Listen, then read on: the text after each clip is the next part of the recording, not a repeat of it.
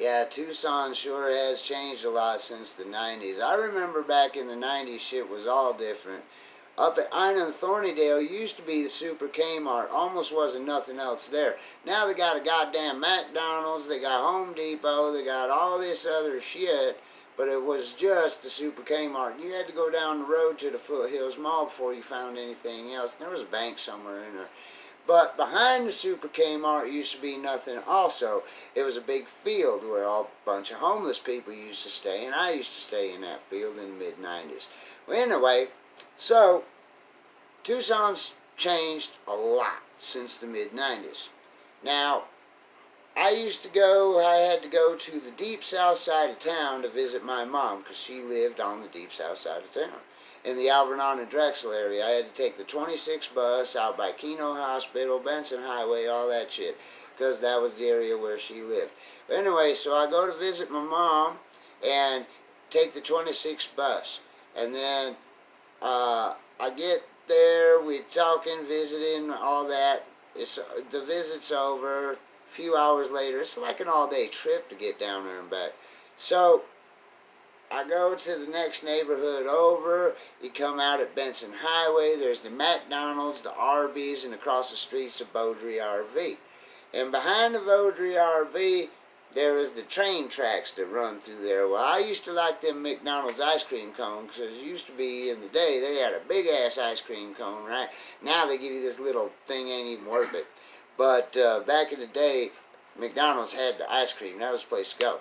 So I go down the train tracks because I know there's a homeless camp in there and I know people in there. So I get down, I find the people, and next thing you know, I've been partying for days on end, man. I've been up 5-6 days straight. And I've twacked out and all that shit, and all I'm thinking is I got to get back to my end of town and fucking, calm the fuck down, unwind, and I've been twacked out for days. So I get on the 26 bus, I take that to the Lawless Center. Back then, at the Lawless Center, you could catch the 16 north and go all the way through. Now the 16 don't go to the Lawless Center. You got to catch that at the Ronstadt and shit. But it used to go from Lawless to Ronstadt to Tejano and all the way through to Ina and Thornydale, and the very last stop was the Super Kmart. Well, anyway, so I get on the 16 at the fucking Lawless Center, and I tell the bus driver, I'm like, hey man, I'm going all the way to the very last stop, Ina and Thornydale. I'm probably going to pass out. Could you wake me up when we get there? He said, oh yeah, no problem. So I go all the way to the back, and back then, the bus was set up different than it is now. You used to have 3 seats in the back facing forward. They had 3 seats on the side facing this way, 3 seats on the side facing this way, and then 2 seats all the way up on both sides. Now, I go all the way to the back, and I sit on the side, and I curl up. I got a big old Army field jacket, and I curl that up, and I set it up against the side, and I set my head on it, and I go to sleep. And a little while later, this chick gets on the bus, nothing special or anything, but she gets on with this like 400-pound Samoan dude, and I'm like, oh, well, there's an odd couple, but who am I to judge, right? Well, she comes all the way to the back and sits right next to me. And all I can think is, well, hell, there's no room for dude, He goes and sits on the side and takes up 2 seats almost by himself. And he is staring at her through me. And I'm trying to make myself real small. Well, at one point, she gets up in my ear and she says, this dude's been following me all day. So I look at him, and I look back, and I look at him again. And I look at her and I say, well, that sucks. What do you want me to do, right? I mean, this fucking guy's 2 M&Ms away from 400 pounds. I don't want to fucking, deal with that. So anyway, we get to rolling down the road. She's telling me, well, could you get off at my stop and make sure he don't follow me? And I'm like, well, where's your stop? And she said, well, I'm at Oracle and River. I said, Oracle and River? Holy shit, that's the first stop past the Tejano Center. I still got a long way to go after that. She said, well, I got a friend with a car. I said, well, if you got a friend with a car, what the hell are you doing on the bus? And she says, okay, I understand. And she starts crying, and I feel like an asshole. So I'm like, all right, fine. I'll get off of your fucking stop and make sure dude don't follow you. So we get to her stop, Oracle and River. Now, back then, Oracle and River just had the Denny's on the one side, the Jack in the Box on the other side, and wasn't shit else around. Now there's all kind of shit, Mr. Car Wash and everything else.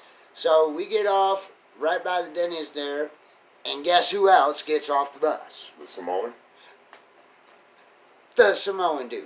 So I grab her hand and we run towards that little wall. Now you had to go up the little track tone thingy to get to the wall. Now that wall is about 6 foot high, and I push her up over the wall, and I jump up over the wall, and I know dude ain't coming over that wall. Like, he gets enough momentum, he might go through it, but he ain't coming over it. So anyway, and then I grab her hand, and we're running through there, through these apartment complex, which I'm thinking is her apartment complex, and it turns out she don't live there. And we run all the way through, and we run down Stone, and this catty corner down about a quarter mile is these other apartment complex, which turns out that's where she lived. Now, why we didn't just get on the North Stone bus, I have no idea. But anyway, so we get off there, we go to her door, we're at the apartment, I'm like, okay, you're here, I don't see dude, Bob's your uncle, you're safe, I can go back, and my transfer's still good, because back then you only had a transfer for 2 hours, and you couldn't get back on the bus that you came from in the first place, but I started on the 26th, so I can get back on the 16th. Hey. And she says, oh no, you're a hero, you should come inside for some lemonade. And I'm like, I don't even want any fucking lemonade. And she's like, no, come inside, I'll make you some lemonade. And I'm like, I see where this is going, and I ain't got time to get there. I gotta go. And she's like, no, come inside. She says, do you smoke weed? I went, oh.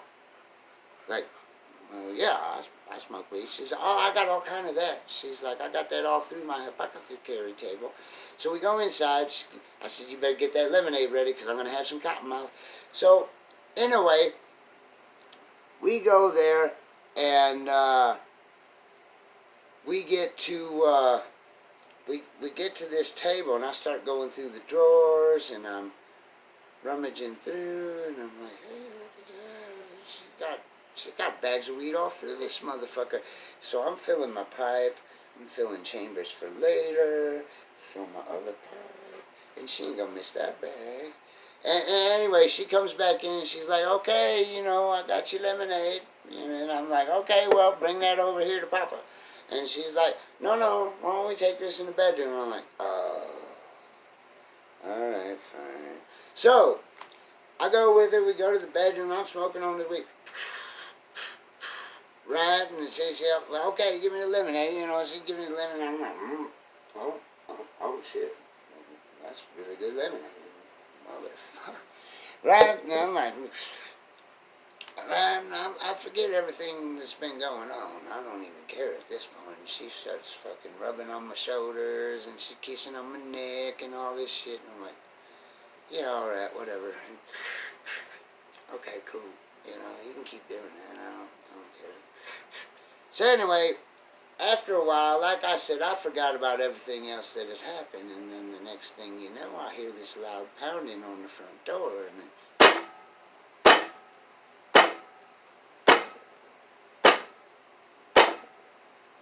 and I'm like, what the fuck is going on?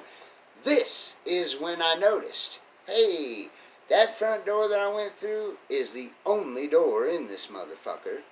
There's a little tiny window, about a block, about the size of a cement block, up in the corner here that you got to get tiptoes on the bed to look out, and that's the only window in this motherfucker. You should really pay attention to detail when it comes to an exit strategy. So I get tiptoes on the bed and I look out. I'm like, what the hell is going on? And it's guess who it was? That Samoan dude? That Samoan dude. So anyway, and now I'm like, oh, fuck. What am I going to... That is the only door. This is the only window. I can't get out either one. The only chance I have now of making it out of here alive is that I get lucky and he puts me through a wall. You know, something. So I sit back down and I'm like, fuck, what do I do? So I'm smoking this weed. And I'm drinking the lemonade. And I'm like, oh, that's good lemonade. So anyway, and I'm like, oh my God, what am I going to... And she's all, don't worry about it. And she's still rubbing on my shoulders and kissing my neck. And I'm like, what the fuck is wrong with you? And about the time that I hear the front door break, right, was when she grabs me and turns and pulls me on top of her. Now my back is to the bedroom door and I can't even see it coming, right? And then the fucking bedroom door slams open. Yeah, it was all that. And fucking this big hand grabs me and starts shaking me. And you know who it was? That Samoan dude. No, it was the bus driver. It was my stop. It was time to wake up.